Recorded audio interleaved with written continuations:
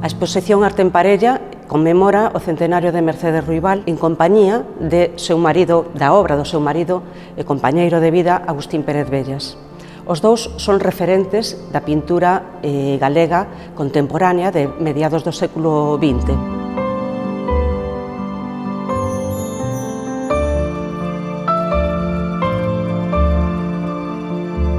Mercedes non é unha pintora académica. Ela di que ten a sorte de non haber asistido a ninguna academia.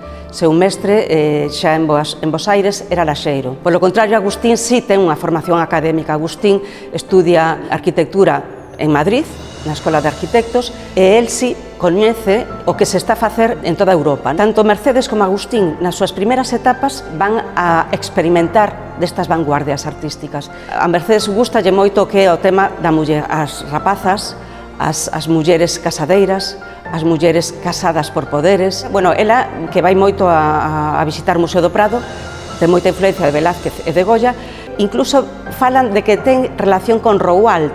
Sempre está Galiza presente, a súa terra, as xentes da súa terra, as mulleres de Xeve, as mulleres que emigraban. A partir do ano 68 pinta unha serie de cadros dedicados á guerra, que son seres desmembrados, mulleres sufrindo.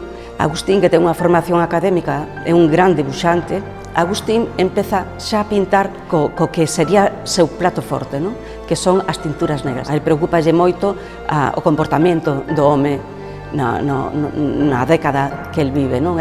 Súa pintura é unha pintura testimonial. Reflexa moito o mundo da hipocresía do franquismo, o mundo da Iglesia, o mundo da política. Agustín e Mercedes estiveron moi comprometidos políticamente. Pertenecen ao Partido Comunista de España e aí ábrese un amplo grupo teñen un amplo grupo de amizades. Na súa etapa en Roma, nos anos 70, eles tamén, gracias a Alberti, van a coñecer a un montón de personaxes do mundo da arte e da política que están relacionados co que é a loita antifascista. Personaxes como o comandante Carlo ou artistas como Carlo Quattrucci, Guayasamín, etc.